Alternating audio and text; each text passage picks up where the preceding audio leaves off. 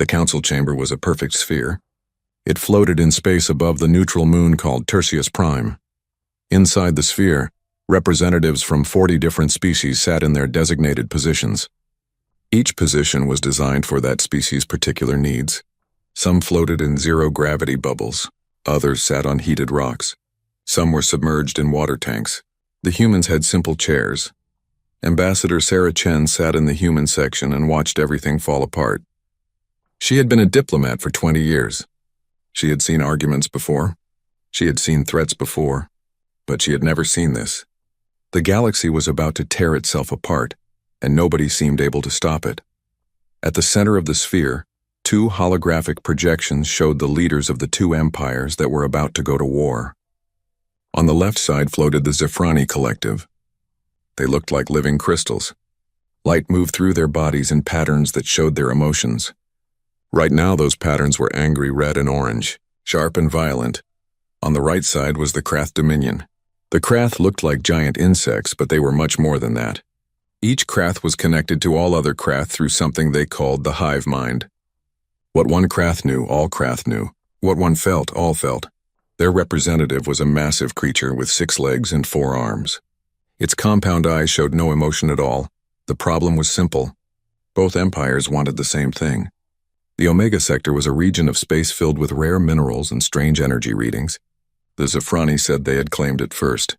The Krath said their calculations proved they had the legal right to it. Neither side would back down. Sarah had read all the reports. She knew the history. The Zephrani and Krath had been enemies for thousands of years. They had fought 3 major wars before. Each war had killed billions. Each war had almost destroyed both civilizations. And now they were about to start war number 4. The Council Arbiter was trying to maintain order. The Arbiter was an ancient being that looked like a large slug covered in wrinkled gray skin. Nobody knew how old the Arbiter was. Some said 10,000 years. Some said more. The Arbiter had been settling disputes in the galaxy longer than humans had been building cities. The Arbiter's voice was deep and slow. It spoke the common language that all species used in official matters. Each word took several seconds to form. The Arbiter said that both sides had presented their cases. The Arbiter said that both sides had legal arguments. The Arbiter said that the law was not clear enough to make a decision. The Zephrani representative spoke next. His name was unpronounceable in human languages, so everyone called him Crystal Prime. His voice came out as musical tones that the translation devices converted to words. He said that the Zephrani would not accept any solution that did not give them full control of the Omega Sector. He said that to do otherwise would break their resonance, their honor, their very identity as a species. Sarah listened carefully to the translation. She was learning something important. The Zephrani were not just being stubborn. They were literally unable to back down. Their entire culture was built on the concept of resonance. When a Zephrani made a commitment, all Zephrani made that commitment. If Crystal Prime backed down now, it would cause something called dissonance. It would break the harmony of their entire civilization. Then the Krath representative spoke. The Krath did not have individual names. This one was called Hive Node 773.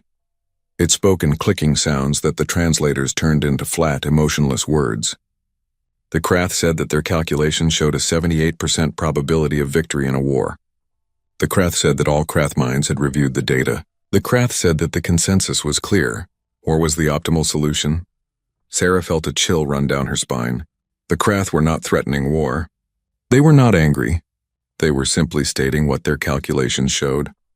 To them, war was just math. They had calculated all the possibilities. They had determined that fighting was better than any other option. And once the Krath hive mind reached consensus, there was no changing it. They would follow their calculations no matter what. The Arbiter tried one more time. Could the Omega Sector be divided? Could both empires share it? Could a neutral party oversee it? Each suggestion was rejected immediately. The Zephrani could not share what they had claimed. It would break resonance. The Krath could not accept an outcome their calculations showed was suboptimal. It would violate consensus. Other council members tried to speak. The Vorten representative, a being made of pure energy, suggested waiting 10 years to gather more data. Rejected. The Minari ambassador, a small furry creature with 8 legs, Proposed creating a joint research station. Rejected. The Helkan delegate, a massive creature with blue scales, offered to mediate private talks between the two empires. Rejected. Sarah watched all of this and realized something that terrified her. Every single species in the council chamber was following a script. They were all doing exactly what their biology and culture told them to do. The Zafrani could not act in a way that broke resonance because their entire consciousness was built on harmonic patterns. The Krath could not ignore their calculations because their hive mind operated on pure mathematical consensus. Even the other species trying to help were trapped. The Vortan always suggested waiting and studying because they experienced time differently than others. The Minari always suggested cooperation because their species had evolved in large family groups. The Helkan always offered to mediate because their culture valued strength through diplomacy. They were all prisoners of their own evolutionary psychology. They could not think outside the patterns their species had developed over millions of years. The Arbiter spoke again. Its voice was heavy with something that might have been sadness. The Arbiter said that all diplomatic options had been exhausted. The Arbiter said that under Galactic Council law, when diplomacy failed, each empire had the right to defend its interests. The Arbiter said that a countdown would begin. Both empires would have 1 hour to withdraw their claims or withdraw their fleets. If neither side withdrew within 1 hour, their defense pacts would automatically activate. 6 other major powers would be pulled into the conflict. Dozens of minor species would have to choose sides. The entire galaxy would be at war within days. A holographic timer appeared in the center of the chamber. It showed 60 minutes. Then it began counting down. 59 minutes and 59 seconds. 59 minutes and 58 seconds. Sarah watched the numbers decrease. Her hands gripped the armrests of her chair. She had been part of the Galactic Council for only 40 years. Humanity had only made contact with alien life 40 years ago. Before that, humans had been alone in the universe. Now humans were the newest members of a galactic community that was about to destroy itself. Around the chamber, other ambassadors were speaking to their home governments. They were making reports. They were receiving instructions. They were following protocol. Everything was very orderly, very civilized. They were all watching billions of lives slip away, and they were doing it politely. Sarah looked at the timer. 55 minutes remaining. She thought about her training. She thought about the diplomacy courses she had taken. She thought about the 20 years she had spent learning to work with alien species. All that training had taught her to be patient, to be understanding, to respect other cultures, to follow proper procedures. But none of that training would stop a war. Following the rules would not save anyone. Being patient and understanding would just mean sitting quietly while the galaxy burned. Sarah Chen had been trained as a diplomat. But before that, she had been trained as a human. And humans, Sarah knew, had one great talent that no other species seemed to have. Humans could change the rules in the middle of the game. She stood up from her chair. The sudden movement drew a few glances from nearby ambassadors. Humans were usually quiet during council sessions. They were new. They were supposed to learn and observe, not make dramatic gestures. Sarah walked toward the center of the chamber. There was no protocol for what she was about to do. She was not scheduled to speak. She had not requested permission. She had not filed the proper forms. The Arbiter's large eyes fixed on her. The Arbiter seemed confused. Everyone seemed confused. Crystal Prime made a sound like breaking glass. Hive Node 7. 7-3 tilted its head at an angle that looked wrong. Sarah reached the center of the chamber where the holographic timer floated. 53 minutes and 42 seconds. She turned to face the Arbiter. She spoke clearly, making sure the translation devices would pick up every word. She said that she was invoking humanity's right of irrational intervention. She said it loudly and officially. The chamber went silent. Every ambassador, every aide, every observer stopped what they were doing. They all stared at Sarah. The Arbiter blinked slowly. Its ancient mind searched through thousands of years of council law. Then it found what it was looking for. The Arbiter spoke carefully.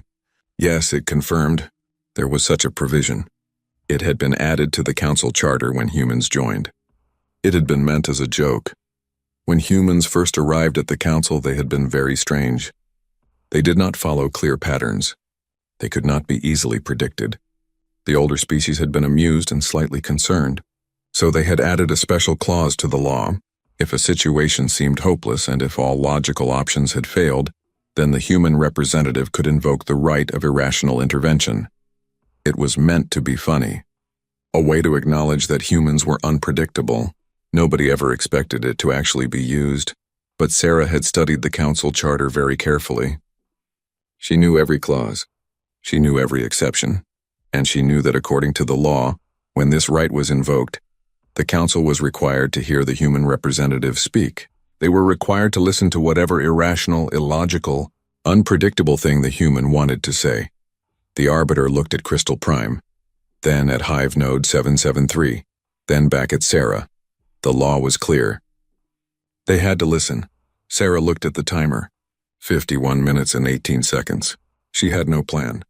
She had no carefully researched proposal. She had nothing but one crazy idea and the hope that being human would be enough. She began to speak. And she started with something no other species would ever think to do. She told them a story. Sarah stood in the center of the council chamber with 40 different species staring at her. The holographic timer showed 49 minutes remaining. She could feel her heart beating fast. Her hands were sweating, but she kept her voice steady. She said that she wanted to tell them about 2 countries on Earth. Their names were India and Pakistan. She said that these 2 nations had been enemies for a long time. They had fought several wars. They both had nuclear weapons that could destroy entire cities in seconds. Crystal Prime made a sound like wind chimes. The translation device spoke his words. He said that this was irrelevant.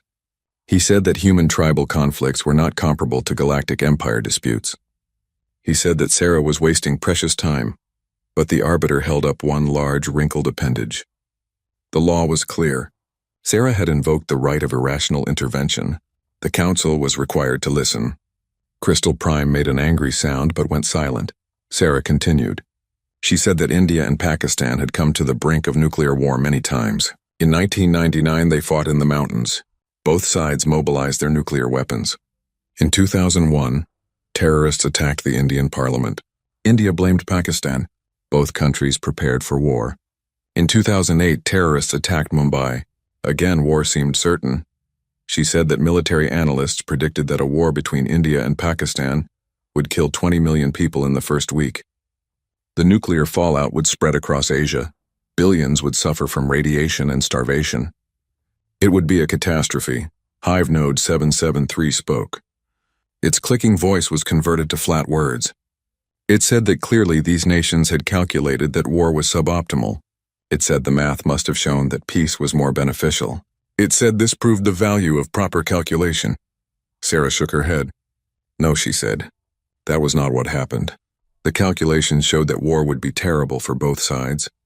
But the politicians on both sides knew that backing down would end their careers. The military leaders knew that showing weakness would make them look bad. The people were angry and wanted revenge. She said that by pure logic, by calculating costs and benefits, war should have happened many times. The math supported it. The emotion supported it. The political pressure supported it. So why didn't it happen? Crystal Prime asked. His crystalline body pulsed with confused orange light. Because, Sarah said, humans have this strange ability to change our minds at the last second. We can be absolutely committed to something one moment and then completely reverse course the next moment. And we do not see this as weakness. We see it as wisdom. She said that in each crisis, when the world was hours away from nuclear war, something happened. A phone call between leaders, a diplomatic backchannel, a sudden realization that maybe, just maybe, there was another way. And each time both sides stepped back from the edge. They did not call it surrender. They called it restraint. They did not call it weakness. They called it responsibility. The politicians who avoided war were praised, not punished. The people celebrated peace, not war. The chamber was very quiet. Sarah looked around at the assembled species. She could see that they were confused. What she was describing did not make sense to them. The arbiter spoke slowly. It said that what Sarah described was illogical. It said that if both sides knew war was suboptimal, they should have never reached the brink. And if they did reach the brink, backing down should have damaged their social standing. This was how all species operated. Exactly, Sarah said. That is how all species operate. Except humans.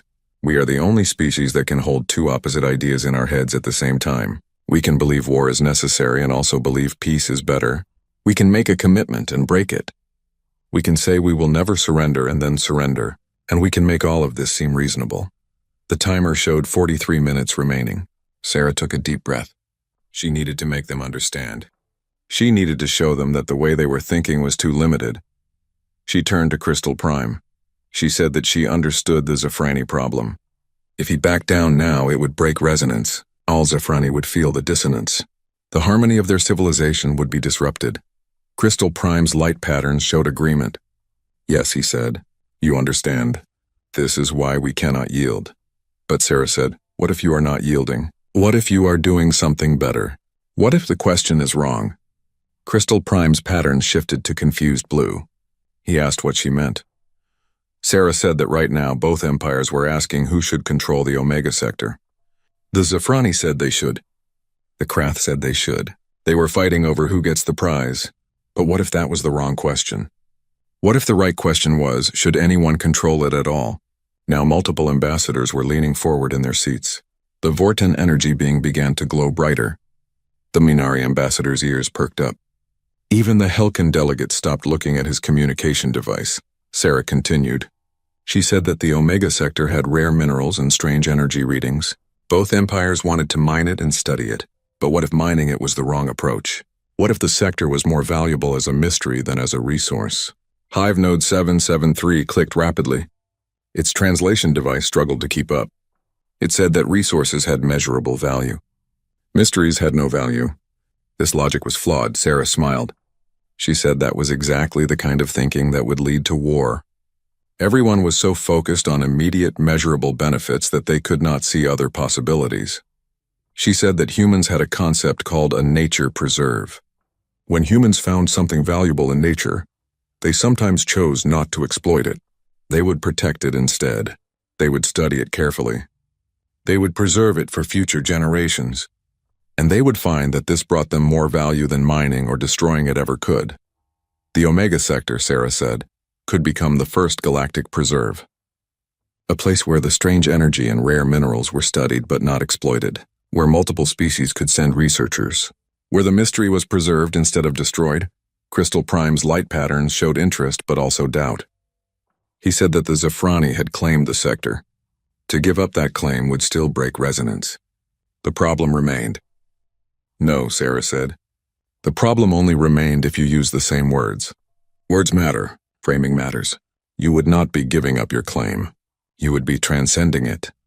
She said that instead of being the empire that fought over rocks, the Zafrani would become the empire that was wise enough to see beyond simple ownership. Instead of winning a mining operation, they would win respect across the galaxy. Instead of one more resource to exploit, they would have access to ongoing research and discovery. The Zafrani value harmony, Sarah said. She had done her research. She knew their culture. What creates more harmony? A war that kills billions or a choice to pursue knowledge instead of conflict? Crystal Prime was silent. His light patterns shifted through several colors. Blue uncertainty, yellow consideration, hints of green that might have been hope. Sarah turned to Hive node 773. She said that she understood the Krath position too. Their calculations showed that war had a 78% probability of success. The hive mind had reached consensus. Going against consensus was not possible for the Krath. But, Sarah said, the calculations were based on certain assumptions. They assumed that the only options were war or surrender. They assumed that value was measured only in resources extracted. They assumed that the future could be perfectly predicted. What if those assumptions were wrong? Hive node 773 tilted its head. It said that the Krath hive mind did not make wrong assumptions. Millions of Krath had reviewed the calculations. The data was solid. Sarah said that she did not doubt the quality of the calculations. She doubted the completeness of the data. The Krath had calculated the probability of winning a war. But had they calculated the probability of discovering something in the Omega sector that could revolutionize Krath technology? Had they calculated the value of being known across the galaxy as the species that chose wisdom over warfare? She said that the Krath hive mind was extremely good at analyzing known variables. But the Omega sector was full of unknown variables. Strange energies that nobody understood. Phenomena that defied current physics. If the Krath turned the sector into a research preserve instead of a battlefield, they would gain access to all of that unknown data. And unknown data, Sarah said, was what the Krath hive mind needed most. New information led to new calculations. New calculations led to new possibilities. The Krath civilization could stagnate by exploiting known resources, or it could grow by pursuing unknown mysteries. The timer showed 38 minutes remaining. The chamber was completely silent now. Every species was focused on Sarah. Even the Arbiter's ancient eyes showed something that might have been surprise. Sarah took another breath. She had their attention. She had shown them a new possibility, but she still needed to make it real. She still needed to give them something concrete. She said that she had a proposal. The Omega Sector would become a galactic preserve. Both the Zephrani and the Krath would give up their claims to ownership. But they would not give up access. They would both have permanent research stations in the sector. They would both contribute scientists and resources. And who would manage this preserve? Crystal Prime asked. Who would ensure that both sides honored the agreement? Who would prevent cheating? Sarah smiled. She said, we will. Humanity will manage the Omega Sector Galactic Preserve. The chamber erupted in shocked sounds. Crystalline chimes. Insectoid clicks. Energy being hums. Furry creature squeaks. Every species made their version of a surprised noise. The Helkan delegate spoke up. His deep rumbling voice filled the chamber. He said that humans were the newest species in the council. They had been part of galactic civilization for only 40 years. How could they be trusted with such an important responsibility? Sarah looked directly at him. She said, exactly because we are new. We have no ancient grudges, no old territorial claims, no 1,000-year-old grievances. We are the only major species that has no history with either the Zephrani or the Krath. She said that every other species in the council chamber had taken sides long ago. Some supported the Zephrani. Some supported the Krath. Some tried to stay neutral but failed. Only humanity was truly outside the conflict. And more importantly, Sarah said, humans understood something that other species seemed to have forgotten. She said that humans knew what it was like to be flexible, to change course, to see multiple possibilities where others saw only one path. She said that if the Zephrani ran the preserve, the Krath would never trust it. If the Krath ran it, the Zephrani would always suspect manipulation. But if humans ran it with all our unpredictable, irrational, flexible thinking, maybe both sides could accept it. The timer showed 33 minutes remaining. Sarah could feel the weight of billions of lives pressing down on her. She had presented her idea. She had reframed the question. She had offered a solution. Now she needed them to choose. She needed Crystal Prime to see transcendence instead of surrender. She needed Hive Node 773 to accept incomplete data as an opportunity instead of a threat. She needed them to be more than their programming, more than their evolution, more than their ancient patterns. She needed them to change. And change, Sarah knew, was the hardest thing any species could do. The timer showed 30 minutes remaining. Sarah stood in the center of the council chamber and waited. She had made her proposal. She had offered a way out. Now she needed to prove something that no other species seemed to understand. She needed to prove that uncertainty was not weakness, that chaos was not failure, that being unpredictable was actually a strength. Crystal Prime spoke first. His light patterns were cautious yellow mixed with doubtful blue. He said that Sarah's proposal was interesting. He said it had merit, but he said there was a problem. The Zephrani needed certainty. They needed to know that if they gave up their claim, the preserve would actually happen. They needed guarantees. Sarah nodded. She understood. She turned to the Arbiter and asked if she could access the Council's historical database. The Arbiter was surprised but agreed. This was unusual, but Sarah had invoked the right of irrational intervention. The normal rules were suspended.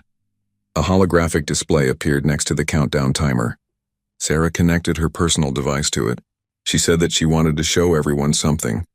She wanted to show them 40 years of human diplomatic records. The display began showing data. Treaties that humans had signed and then modified. Agreements that seemed permanent until they were renegotiated. Alliances that changed completely within a single generation. Trade deals that were supposed to last centuries but were revised after a few years. The Vorton energy being made a confused humming sound. It said that the data showed humans were unreliable. How could anyone trust a species that changed agreements so frequently? Sarah smiled. She said, exactly. You cannot predict us. And that is precisely why this can work. She changed the display to show something else, human history from before they joined the Galactic Council. She showed wars that lasted decades and then ended with former enemies becoming close allies. She showed nations that had tried to destroy each other and then worked together on scientific projects. She showed humans who had fought bitterly over ideology and then found common ground. She showed Germany and France, enemies for centuries, 3 massive wars, millions dead, and then, after World War II, they became the foundation of the European Union. Partners instead of enemies. She showed the United States and Vietnam. A bitter war, massive destruction, deep hatred, and then decades later trading partners, allies in regional politics. The war became history, not destiny. She showed Japan and the United States. Pearl Harbor, Hiroshima, Nagasaki, total war, and then within a generation close allies, one of the strongest partnerships on Earth. The council chamber was completely silent. Every species was watching the display. They were seeing something that did not exist in their own histories. They were seeing enemies become friends, rivals become partners, hatred become cooperation. Hive Node 773 spoke. Its clicking sounds were faster than usual. The translation struggled. It said, "This is impossible. Once conflict occurs, sides are established. Patterns are set. The probability of reversal is less than 1% for any species we have studied." "Yes," Sarah said. "For any species you have studied. But you have not studied humans long enough. We have only been in the council for 40 years. You have watched us for less than 1 human lifetime. You have not seen what we can do over generations." She said that humans had a strange relationship with time. Other species seem to have long memories. The Zafrani remembered every dissonance for thousands of years. The Krath stored every calculation in their hive mind forever. Most species in the council could recall their entire history clearly, but humans forgot. Not everything, not completely. But humans had this ability to decide that the past was the past. They could choose to move forward. They could choose to see former enemies as potential friends. They could hold a grudge for centuries and then let it go in a single moment. The Minari ambassador spoke up. Her squeaky voice was translated into words. She said that this sounded like amnesia, like a mental defect. How could forgetting be a strength? Sarah turned to face her. She said it was not forgetting. It was choosing. Humans remembered their history. They taught it in schools. They built monuments to remember wars, but they also chose when to let go. They chose when to stop being defined by old conflicts.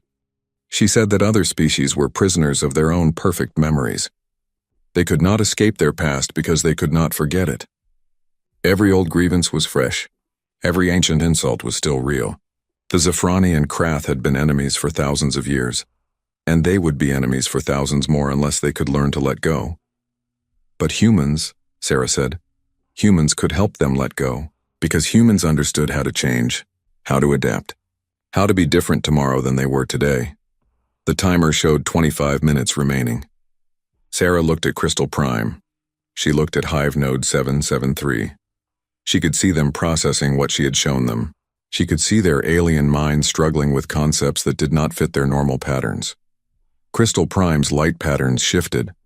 He said, "Your proposal is that humans would manage the Omega sector. But you have shown us that humans are unpredictable. You change your minds. You break agreements. You forget commitments. Why should we trust you?" Sarah took a deep breath. This was the crucial moment. She said, "You should trust us because we are unpredictable. You should trust us because we change. You should trust us because we are not locked into ancient patterns." She said that if the Zafrani managed the preserve, they would do it with perfect resonance. Every decision would be harmonious. Every action would maintain their patterns. But that also meant they could never adapt to new situations. They would manage the preserve exactly the same way forever. She said that if the Krath managed it, they would do it with perfect calculation. Every resource would be optimally allocated. Every decision would maximize efficiency. But that also meant they could never handle the unexpected. When something unpredictable happened, they would have no way to respond except with more calculation. But humans, Sarah said, humans were built for the unexpected. Humans thrived on chaos. When plans failed, humans made new plans. When situations changed, humans changed with them. When the rules stopped working, humans changed the rules. She said that the Omega sector was full of unknowns, strange energies, unexplained phenomena, things that current science could not explain. It needed managers who could handle uncertainty, who could adapt to surprises, who could make decisions without having all the data. And that, Sarah said, was humanity's gift to the galaxy. Not our logic, not our technology, not our resources. Our gift was our chaos, our ability to function without certainty, our willingness to make it up as we went along. Hive Node 7. 7-3 was very still. Its compound eyes reflected the countdown timer. It said, "The hive mind is calculating. The data you have presented is difficult to process." "It does not fit our models," Sarah nodded. She said, "I know it does not fit. That is the point. Your models are built on species that follow patterns. Humans break patterns. We are the chaos variable that your calculations cannot account for." She said that the Krath hive mind was trying to calculate the probability of success, but there was no way to calculate it. Because humans would do unexpected things. They would make strange decisions. They would find solutions that should not work but somehow did. And that uncertainty, Sarah said, was exactly what made the proposal fair. Neither the Zafrani nor the Krath could predict what humans would do. Neither side could game the system. Neither empire could manipulate the preserve managers, because the managers themselves did not know what they would do until they did it. The arbiter spoke. Its ancient voice was thoughtful. It said, "Ambassador Chen, what you are describing is essentially asking both empires to accept total uncertainty. You are asking them to give up control and trust in chaos. This has never been done before." "Yes," Sarah said, "that is exactly what I am asking. Because the alternative is war, and war is certain death for billions. I am offering uncertain peace. Uncertain peace is better than certain death." She looked around the chamber. She looked at all the different species. She saw the Vortan energy being flickering with consideration. She saw the Minari ambassador's ears twitching with thought. She saw the Helkan delegates' scales shifting color. She saw Crystal Prime's light patterns cycling through every color in rapid succession. Confusion and consideration and fear and hope all mixed together. She saw Hive Node 773's body language change. The compound eyes were unfocused. The creature was clearly communicating with the hive mind across light years of space. Millions of Krath were debating, calculating, processing. The timer showed 20 minutes remaining. Sarah felt exhaustion hitting her. She had been speaking non-stop, using every argument she could think of, pulling from every bit of human history and culture she knew. She had given everything she had, but she had one more thing to do. One more demonstration, one final proof that humans were different from every other species. Sarah walked to the edge of the chamber. There was a force field there that protected the council members from the vacuum of space outside. She stood at the edge and looked out at the stars. Then she did something that made every alien in the chamber freeze. She deactivated her personal shield, the device that every council member wore, the technology that protected them from each other's various energy fields and chemical emissions and electromagnetic interference. Without the shield, Sarah was vulnerable. The Zafrani's crystalline resonance could disrupt her nervous system. The Krath's pheromones could confuse her brain chemistry. The Vortan's energy field could interfere with her heart rhythm. Any of the assembled species could harm her, even accidentally, just by being too close. The arbiter made a sound of alarm. It said, "Ambassador Chen, you must reactivate your shield immediately." "This is extremely dangerous." Sarah did not move. She stayed at the edge of the chamber. She spoke clearly so everyone could hear. She said, "I am betting my life that you are both more than your programming. I am betting my life that you can choose instead of just following your instincts." She said, "If you refuse my proposal and go to war, your agitation will create energy fluctuations. Those fluctuations will likely kill me while I stand here unshielded. If you accept my proposal, you will be calm enough that I will survive," she said. "So choose. Choose war and I die here now, proving that different species cannot coexist peacefully. Or choose peace and I live, proving that we can all transcend our base programming." The chamber was dead silent. The only sound was the soft hum of the countdown timer. 18 minutes and 30 seconds. 18 minutes and 29 seconds. Crystal Prime's light patterns went completely white. Pure shock. He said, "This is madness. You cannot gamble with your own life like this." Sarah smiled. She said, "I am human. We gamble with our lives all the time. Every time we explore something new. Every time we try something that has never been done. Every time we trust someone we should not trust. We gamble and sometimes we lose. But sometimes we win." She said, "Right now, I am gambling that you are capable of more than anyone thinks. I am gambling that the Zafrani can evolve their concept of resonance. I am gambling that the Krath can accept incomplete data. I am gambling that two ancient enemies can become something better, and I am gambling my life on it. Because if I am not willing to risk everything, why should you be?" 15 minutes remaining. Sarah stood at the edge of the chamber, unshielded, vulnerable, waiting.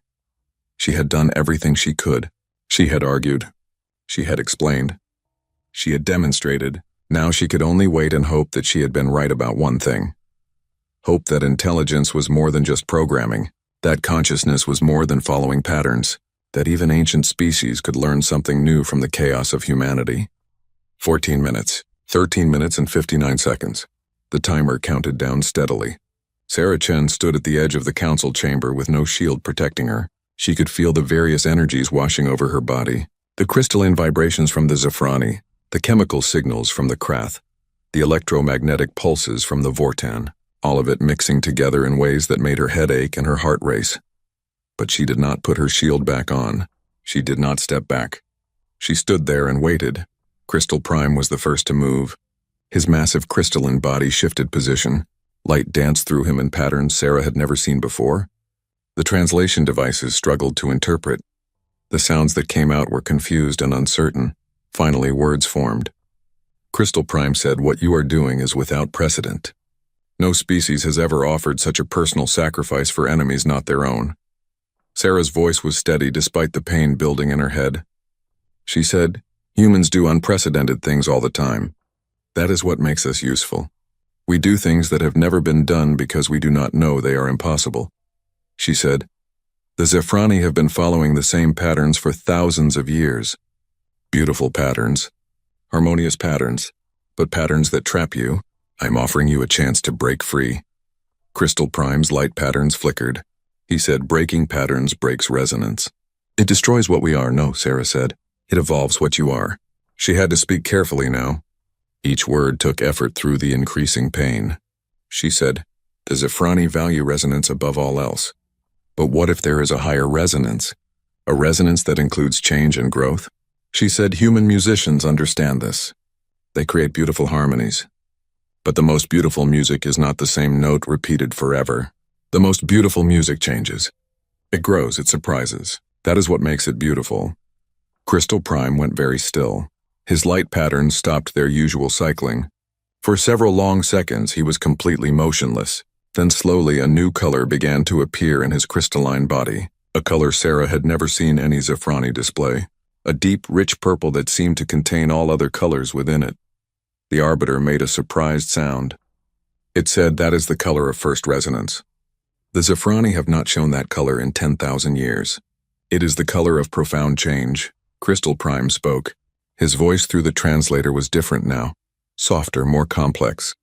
He said, "We have been afraid that changing our patterns would mean losing our identity, but perhaps we have been confusing stagnation with stability. Perhaps true resonance includes the ability to grow." He said, "Ambassador Chen, you have shown us something we forgot. You have shown us that evolution does not mean death. It means life." 12 minutes remaining. Sarah felt a wave of relief. But it was only partial relief. The Zafrani were convinced. But the Krath had not spoken yet. And the Krath were the ones who had calculated war as 78% favorable. Hive node 773 had been perfectly still this entire time. Its compound eyes were unfocused. Its body showed no emotion. But Sarah knew that inside that creature, an entire civilization was debating. Millions of Krath minds were connected, processing, calculating. And then something happened that no one in the council chamber had ever witnessed before. Hive node 773's body began to shake. Not violently, not dramatically, but visibly trembling. The Krath did not tremble. The Krath did not show physical signs of internal conflict. The arbiter spoke urgently. It said the hive mind is fragmenting. Different queen nodes are calculating different outcomes. The Krath have not experienced internal disagreement in 10,000 years. Sarah watched Hive Node 773 carefully. This was the moment everything could fall apart. If the Krath hive mind broke into factions, it could trigger immediate war. Multiple queens fighting for control. Chaos within the Dominion. But maybe, Sarah thought, maybe chaos was exactly what the Krath needed. She spoke directly to Hive Node 773. She said, "You are experiencing something new. You are experiencing doubt. You are experiencing multiple possibilities instead of one clear answer. And you think this is bad," she said. "But it is not bad, it is good. It means you are processing information that your previous models could not handle. It means you are evolving." Hive Node 773 finally focused its eyes on Sarah. Its clicking voice came through the translator in broken sentences. It said uncertainty is failure. Consensus is success. We have always known this. We have always operated on this principle. Sarah shook her head. The movement made her dizzy. The unshielded exposure was taking its toll. She said no. Certainty in the face of incomplete data is failure. Consensus without considering alternatives is failure. Real success means being able to say I do not know and then figuring it out anyway. She said, "The Krath hive mind is the most powerful computational network in the galaxy. But it has one flaw. It cannot handle true uncertainty. It needs all the variables, all the data, all the answers before it can decide," she said. "But the universe is not certain. The universe is messy and chaotic and unpredictable. The Omega sector is full of phenomena you cannot calculate. If you try to own it and control it, you will fail because you will keep trying to fit chaos into your models." She said, "But if you accept it as a preserve, if you study it without trying to control it, then you can learn to handle uncertainty. You can evolve beyond pure calculation. You can become something greater." 10 minutes remaining. Sarah swayed on her feet. The pain in her head was intense now. She could feel her heart rhythm becoming irregular. The various alien energy fields were interfering with her biology. She did not know how much longer she could stand here, but she had to hold on. She had to give them time to choose. Hive Node 773 spoke again. Its voice was different now. Less flat, less mechanical. It said, "The hive mind has never questioned its own methods before. We have always trusted our calculations, but your data suggests that perfect calculation in an uncertain universe is impossible." It said, "Multiple queen nodes are now suggesting that we need a new variable in our calculations. A variable that represents unknown unknowns, information that we do not even know we are missing." It said, "This is terrifying. To admit that our calculations are incomplete, to admit that we need something beyond pure logic. But the data from human history suggests this is true." Sarah smiled despite the pain. She said, "Yes, it is terrifying. Welcome to being uncertain. Welcome to being alive instead of just calculating." She said, "The Krath hive mind has been treating existence as a math problem. Find the right formula and you win. But existence is not a math problem. It is an adventure. And adventures require you to move forward even when you do not know what is coming next." 9 minutes remaining. Sarah's vision was starting to blur. She knew she was reaching her limit. The human body was not designed to withstand this much interference. The arbiter spoke. Its voice was filled with concern. It said, "Ambassador Chen, you must reactivate your shield. You are showing signs of system failure. Your biological functions are being disrupted." Sarah did not reach for her shield. She said, "Not yet. They need to answer first." Crystal Prime's purple light intensified. He said, "The Zafrani Collective accepts your proposal. We will withdraw our claim to the Omega sector. We will transform our position from ownership to participation. We will allow humanity to manage the sector as a galactic preserve." He said, "This is not surrender. This is transcendence. We are choosing a higher resonance, one that includes growth and change." 8 minutes remaining.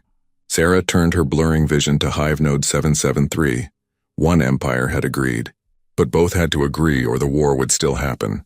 Hive Node 773 was still trembling slightly. The internal debate was still ongoing. But then slowly the trembling stopped. The compound eyes focused clearly on Sarah. It said, "The hive mind has reached a new form of consensus. Not unanimous agreement. Not perfect calculation, but something we will call adequate confidence in uncertainty.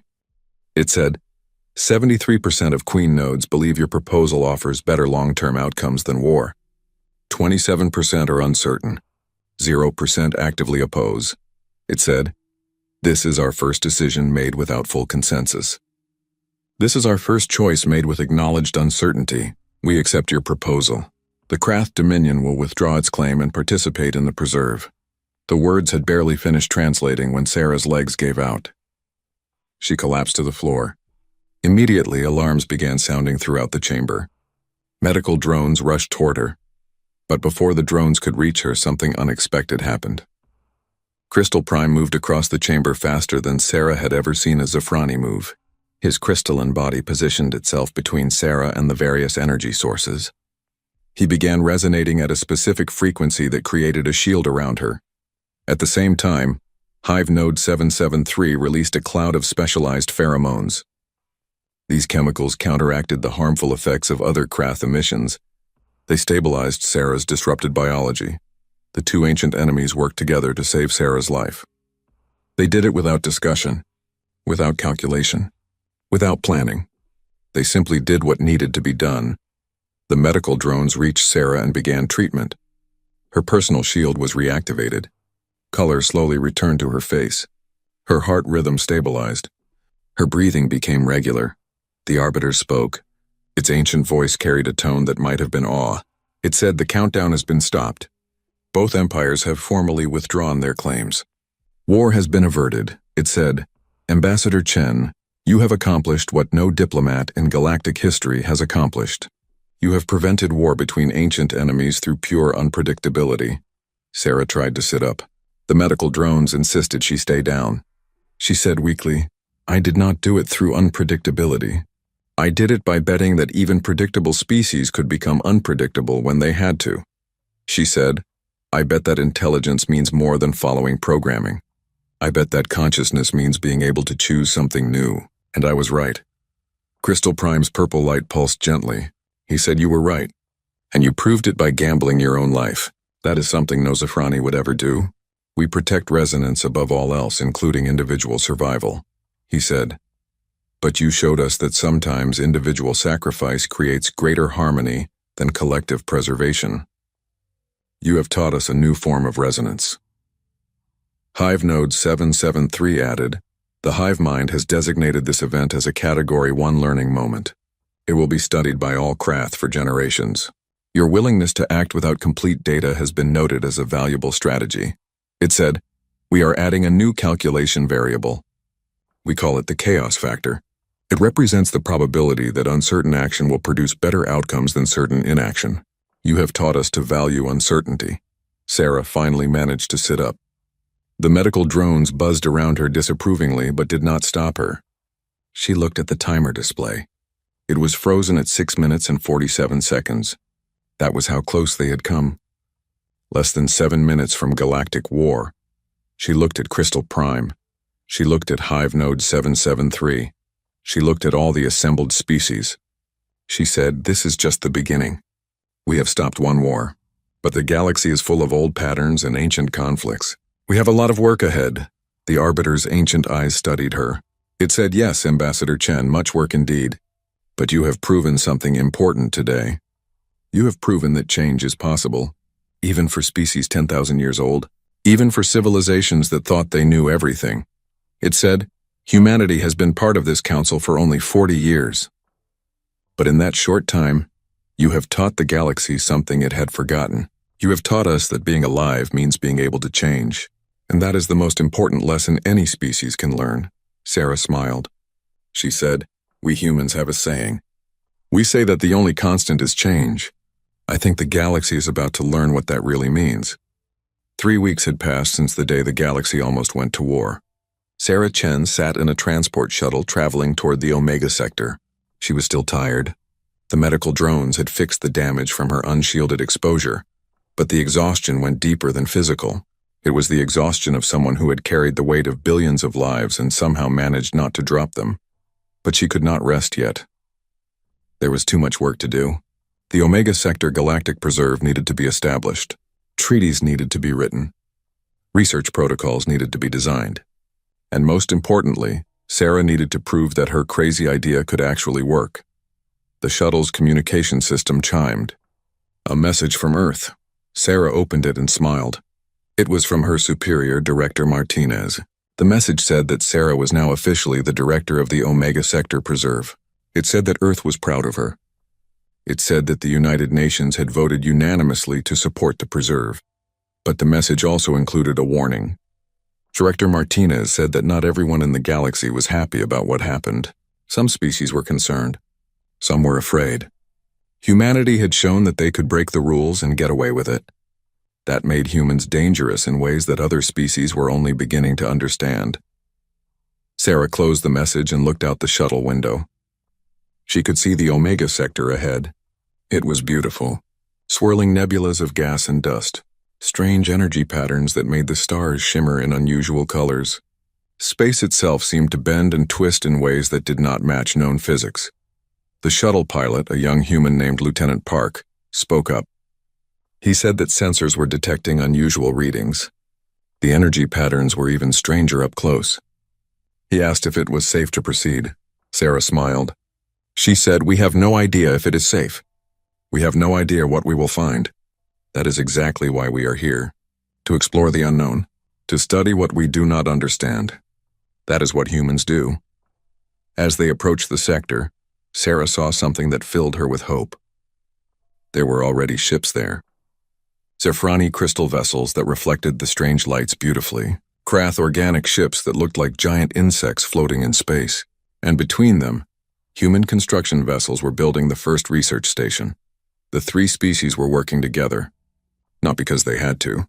Not because of treaties or calculations or resonance patterns, but because they had chosen to. They had chosen something new. The shuttle docked at the partially completed station. Sarah stepped out into the docking bay. Waiting for her was a delegation. Crystal Prime was there, his body glowing with that deep purple color of first resonance, Hive Node 7. 7-3 was there, its compound eyes focused and alert. And with them were scientists from both species. Crystal Prime spoke first. His musical voice through the translator said, "Welcome, Director Chen. We have been preparing for your arrival. The station will be completed within 2 months. Both the Zephrani and Krath have contributed technology and resources." He said, "More importantly, we have been learning to work together. It is difficult. We do not think the same way. We do not solve problems the same way, but that is proving to be valuable. Our different approaches are revealing things that neither of us would have found alone." Hive Node 7. 7-3 added, "The hive mind has been processing the experience of cooperation.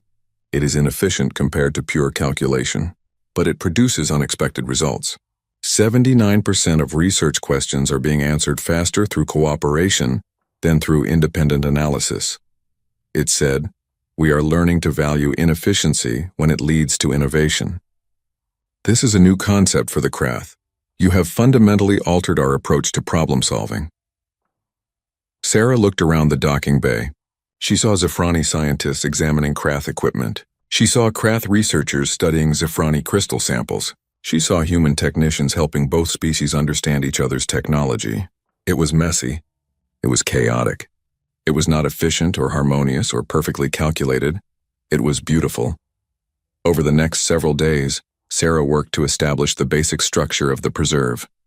She met with representatives from both empires. She set up communication protocols. She designed research guidelines, and she made sure that everything remained flexible. Nothing was set in stone. Nothing was permanent. Everything could change if it needed to change. That flexibility made some species nervous. The Zephrani wanted clear rules that would resonate properly. The Krath wanted defined parameters that could be calculated. But Sarah insisted. She said that the preserve had to be able to adapt, because the sector itself was unpredictable. And unpredictable it was. The research teams were discovering new phenomena every day, energy patterns that appeared and disappeared randomly, materials that changed properties based on unknown variables, space-time distortions that followed no known rules. 1 week into the operation, something happened that tested Sarah's entire philosophy. A massive energy surge appeared suddenly in the middle of the sector. It was unlike anything the scientists had seen before. The surge was heading toward the research station. Impact in 6 hours. The Krath scientists immediately began calculations. They analyzed the energy pattern. They calculated trajectories. They determined that the station should be evacuated. The probability of the station surviving the surge was only 12%. The Zafrani scientists examined the surge through their harmonic sensors. They found the resonance patterns disturbing, dissonant. They agreed with evacuation. To stay would risk all the personnel on the station. But Sarah looked at the data and saw something different. She saw an opportunity. She called a meeting of the senior scientists from all 3 species. She said, "The calculations showed 12% survival probability. That means there is a 12% chance we can survive if we stay and study this surge. And if we stay, we will learn more in 6 hours than we could learn in 6 months of normal research." The Krath scientist, a different hive node designated as Research Node 429, said, 12% is unacceptably low. Standard protocol requires 90% survival probability minimum. The Zafrani scientist, whose translated name was Silver Harmony, said, "The dissonance from the surge could damage our crystalline structures. We must prioritize safety."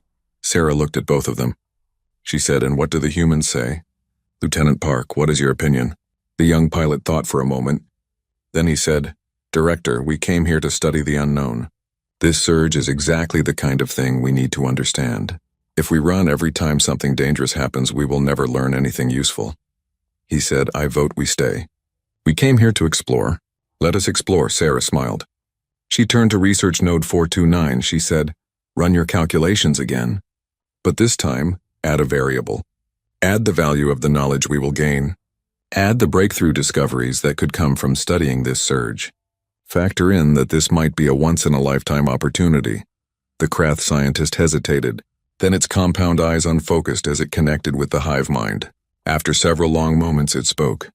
It said, "When we factor in knowledge value, the calculation changes. The expected benefit of staying exceeds the expected cost of evacuating. By this analysis, staying is optimal." Sarah turned to Silver Harmony. She said, "Look at the surge again. Not at its dissonance. Look at its pattern. Look at its structure. Is it really chaotic, or is it following rules we just do not understand yet?" Silver Harmony's light patterns shifted. He focused his harmonic sensors on the surge. He studied it carefully. Then his colors changed to surprised blue. He said, "There is a pattern, hidden within the apparent chaos, a resonance we have never encountered. If we can understand this resonance, it could revolutionize Zafrani technology." He said, "I changed my assessment. We should stay." So they stayed. Sarah ordered all non-essential personnel to evacuate, but she and the senior scientists remained. They prepared their instruments. They set up shielding. They made contingency plans, and then they waited for the surge to hit. When it came, it was terrifying. The entire station shook. Energy readings spiked to levels that should have been impossible. Space itself seemed to scream as the surge passed through. But the station held, the shielding held, and the scientists recorded everything, every reading, every measurement, every tiny detail of the most massive energy event any of them had ever witnessed. When it was over, the station was damaged but intact. No one was seriously hurt, and they had data, mountains of data, data that would take years to fully analyze, data that revealed secrets about the nature of space and energy and reality itself. Research Node 429 spoke first. Its clicking voice was excited. It said, "The hive mind is analyzing preliminary results. This surge was not a random event. It was a natural phenomenon that occurs in this region of space. Understanding it could lead to new forms of propulsion, new energy sources, technologies we have not even imagined." Silver Harmony's light patterns showed joy. He said, "The hidden resonance was even more complex than we thought. It incorporates elements of harmony and dissonance simultaneously. This contradicts everything we believed about resonance. It will force us to completely rethink our fundamental theories." Lieutenant Park was grinning. He said, "Director, we just survived something that had a 12% survival probability. And we got amazing data. I think we just proved that sometimes the crazy choice is the right choice." Sarah nodded. She said, "Yes, we proved that. And we proved something else. We proved that 3 different species with 3 completely different ways of thinking can work together when they have to. We proved that diversity is not just okay. It is necessary. She said. The Krath would have evacuated based on pure calculation. The Zephrani would have evacuated based on dissonance. But the humans saw opportunity, and together we found a way to make it work. That is what this preserve is about. That is what the galaxy needs to learn. News of the successful surge study spread quickly through the galaxy. Other species began to take notice. The Omega Sector Preserve was not just preventing war, it was producing real results, valuable research, new discoveries. And it was doing it through cooperation between former enemies. But not everyone was happy. Sarah received a communication from the Vrax Confederation. They were a militaristic empire that valued strength and discipline. Their message was blunt. They said that humanity's methods were dangerous. They said that humans were teaching other species to be unpredictable. They said this would lead to chaos. Sarah sent back a simple reply. She said, yes, it will lead to chaos. But chaos is not the enemy. Stagnation is the enemy. The galaxy has been following the same patterns for thousands of years. Maybe it is time for something new. 2 months later, the research station was fully operational. Scientists from a dozen different species were working together. The Zephrani and Krath had formed something unprecedented, a joint research program. They called it the Harmonic Calculation Initiative. It combined Zephrani resonance theory with Krath computational power, and it was producing results that neither species could have achieved alone. New physics, new mathematics, new understanding of how the universe worked, all because 2 ancient enemies had learned to work together. Sarah stood in the observation deck of the completed station. She looked out at the swirling colors of the Omega Sector. She thought about everything that had happened. How close the galaxy had come to war. How one human standing in the right place at the right time had changed everything. Crystal Prime joined her at the window. His purple light was steady now, constant. He said, Director Chen, the Zephrani Council of Resonance has made a decision. They wish to present you with a crystal of first resonance. Sarah turned to him in surprise. She knew what that meant. The crystal of first resonance was the highest honor the Zephrani could give. It had only been awarded 7 times in their entire history. She said, I do not know what to say. I am honored, Crystal Prime said. You helped us evolve. You showed us that change is not death, it is life. You gave us a new understanding of resonance, one that includes growth and transformation. We will never forget this. Research Node 4. 2-9 approached from the other side. It said, the Krath Queen Mind has also made a decision. You are now designated as an acceptable chaos variable, and your probability matrices have been added to the permanent historical record. It said, this designation means that the hive mind recognizes you as a source of beneficial uncertainty. Your decisions will be studied by all Krath for generations. You have changed how we think about probability and calculation. Sarah smiled. She said, thank you both. But I did not do this alone. Every human who ever refused to accept that war was inevitable contributed to this. Every human who ever chose hope over calculation contributed. Every human who ever changed their mind at the last second contributed. She said, humanity's gift to the galaxy is not technology or resources.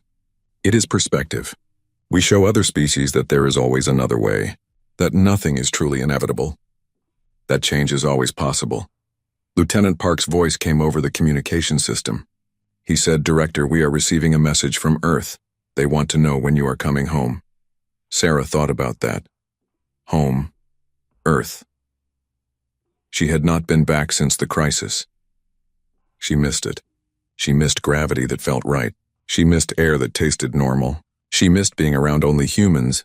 But then she looked around the observation deck. She looked at Crystal Prime with his purple light. She looked at Research Node 429 with its compound eyes. She looked through the window at the station where dozens of species were working together. She said, Tell Earth I will visit soon. But my work here is not finished. The Omega Sector is just the beginning. We have shown that cooperation between enemies is possible. Now we need to show that it can last, that it can grow, that it can become the new normal instead of the rare exception. She said, the galaxy spent thousands of years following the same patterns, making the same mistakes, fighting the same wars. Someone needs to show them a different path. and humans are the perfect species to do it. Because we are the only ones crazy enough to try. Crystal Prime's light pulsed with what might have been laughter. He said, yes, you are certainly crazy. But it is a useful kind of crazy. The galaxy needs more of it.